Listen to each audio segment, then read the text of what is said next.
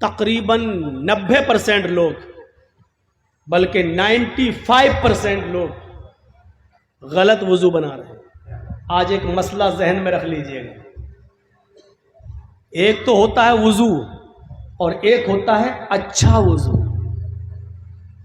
اللہ کے نبی صلی اللہ علیہ وسلم نے یہ دونوں باتیں کہہ دی، جس نے وضو بنایا اور اچھا وضو بنایا۔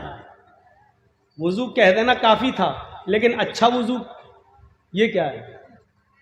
ایک وضو وہ ہے، امام صاحب نماز پڑھا رہے ہیں ظہر کی، جرجی صاحب مسجد کے وضو خانے پہ بیٹھ کے وضو بنا رہے ہیں، ایک آدمی آیا وضو بنانے لگا، بولا نا ہاں کتنی رکعت ہو گئی؟ صاحب 2 رکعتیں ہو گئی ہیں۔ 2 ہو گئی؟ اب وہ بیٹھے جلدی سے مارا اور گیا، اب اور نہ چھوٹ جائے، 2 چھوٹ گئی، اب ایک بھی نہ چھوٹے، جلدی سے مارا کر کے ایک دم بھاگا۔ اللہ، اس ڈر سے کہ چاروں ختم نہ ہو جائیں الٹا سیدھا وضو بنا کے چلا گیا۔ ایسے وضو پر عذاب ہے۔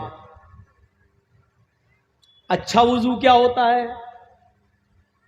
وہ بھی سن لیجئے، اور آج میں آپ کو بتا دوں تقریباً 90% لوگ بلکہ 95% لوگ غلط وضو بنا رہے ہیں۔ آئیے وضو کیا ہے؟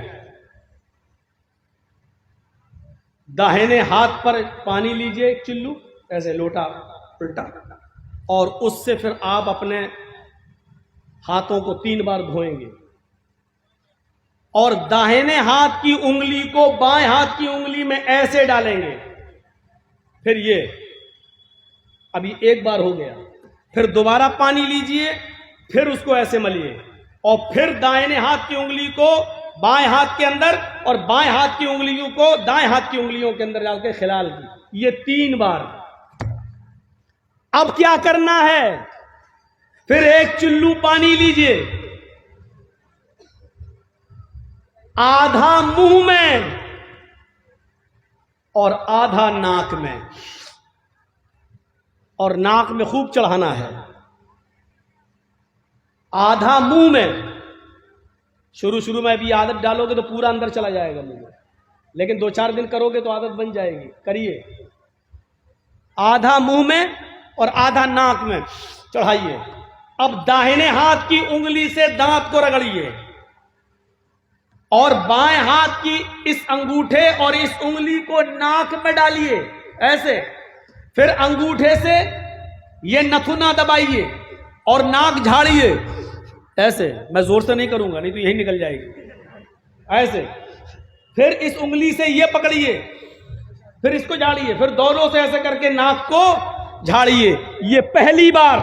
پھر اسی طریقے سے دوسرا لیجئے، آدھا منہ میں آدھا ناک میں۔ معاف کیجئے گا بڑی ہی معذرت کے ساتھ، جو لوگ 3 بار کلا کر کے الگ سے پھر ناک کے لیے 3 بار الگ سے پانی لیتے ہیں، وہ حدیث ضعیف ہے۔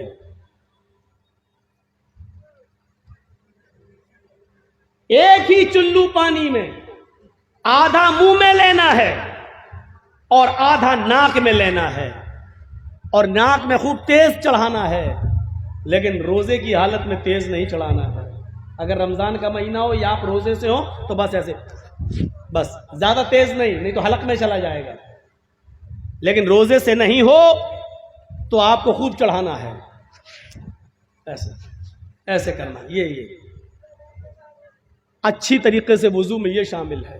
میں یہ نہیں کہہ رہا ہوں کہ جو لوگ 3 بار کلا کرتے ہیں پھر 3 بار ناک میں پانی الگ سے ڈالتے ہوئے ان کا وضو نہیں ہوگا، میں یہ نہیں کہہ رہا ہوں، لیکن میں یہ کہہ رہا ہوں کہ وہ حدیث ضعیف ہے۔ 3 بار کلا کرو پھر 3 بار پانی ناک میں الگ سے لو، وہ حدیث ضعیف ہے جس میں آیا ہے۔ لیکن جن حدیثوں میں آیا ہے اللہ کے رسول نے فرمایا کیا؟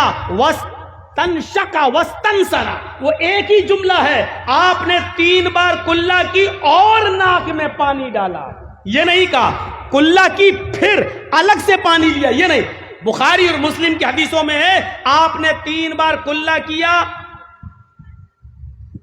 اور ناک میں پانی لیا، یعنی ایک ہی چلو میں 3 بار کلا بھی ہوئی اور آدھے چلو کو ناک میں لے گئے. یہ حدیث صحیح ہے جو بخاری اور مسلم کی ہے. تو جس نے وضو بنایا اور اچھی طریقے سے وضو بنایا. اب سر کا مسح کیسے ہوگا؟ دونوں ہاتھوں کو تر کیجیے اور سر کو ایسے یہاں سے پیشانی کے یہاں سے اپنے دونوں ہاتھوں کو لے جائیے. اب جو سلمان خان کی طرح ہیرو بنے ہوں وہ غور سے سنیں. وہ ایسے کر لیتے ہیں تاکہ وہ مانگ خراب نہ ہو جائے. تو اپنے مانگ کے چکر میں اپنا وضو خراب کر رہا ہے. پورا سر کا مسح کرنا ہے اور دبا کے ایسے یہ, اور جہاں تکیہ لگاتے ہیں یہاں تک ہاتھ کو لے جانا ہے, یا یہ یہاں تک, اور پھر یہاں سے اسی ہاتھ کو واپس لانا ہے یہ بس. اور پھر اسی انگلی کو یہ اور یہ دونوں ہاتھ کی الگ سے پانی لینے کی ضرورت نہیں ہے.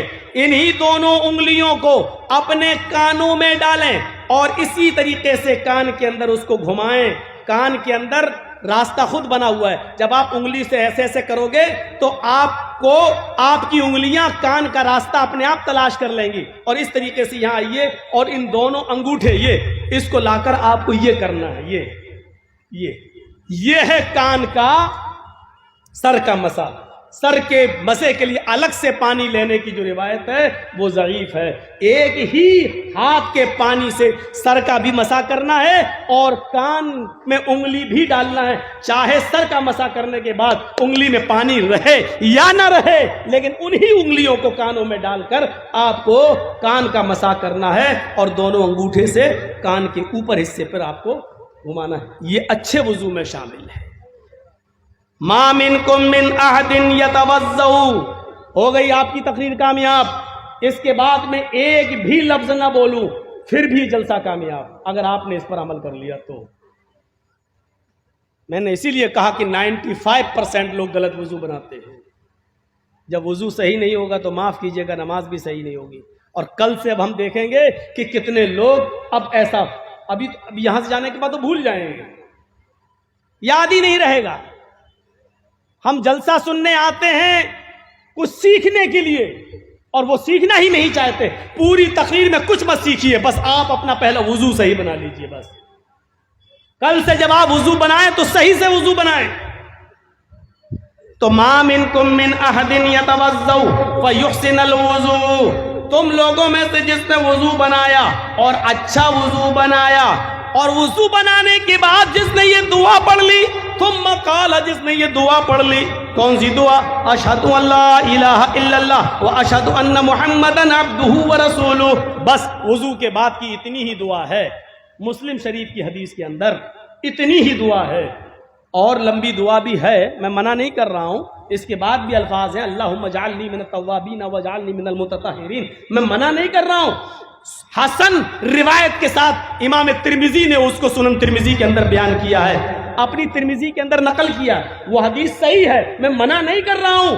پڑھنا جائز ہے, ناجائز نہیں کہہ رہا ہوں میں. لیکن اگر کوئی اتنی لمبی دعا نہیں پڑھتا ہے, صرف اتنی پڑھ لے کافی ہے, کافی ہے. یاد ہونے کے باوجود بھی اگر نہیں پڑھتا اللہم اجعلنی من التوابین واجعلنی من المتطہرین تو کوئی فرق نہیں پڑتا. صرف اتنی دعا پڑھ لے تو کافی ہے. اشہد ان لا الہ الا اللہ واشہد ان محمدا عبدہ ورسولہ. اس لیے کہ مسلم شریف کی حدیث میں وضو کی اتنی ہی دعا آئی ہے. جس نے وضو بنایا اور اچھی طریقے سے وضو بنایا اور وضو بنانے کے بعد پھر یہ دعا پڑھ لی, کامیابی کیسی ملے گی؟ الا فتحت لہ ابواب الجنت الثمانیہ. اللہ کے نبی فرماتے ہیں اس آدمی کے لیے اللہ تعالی جنت کے 8 دروازے کھول دے گا. قیامت کے دن 8 دروازوں پر فرشتے کھڑے ہوں گے اور کہہ رہے ہوں گے اے اللہ کے نیک بندے, تیرے لیے 8 دروازے کھلے ہیں, تو جنت کے جس دروازے سے داخل ہونا چاہے ہو جا, تو جنت کے جس دروازے سے جانا چاہے چلا جا. تیرے لیے جنت کے 8 دروازے کھلے ہوئے ہیں, تو جنت کے جس دروازے سے جانا چاہے چلا جا.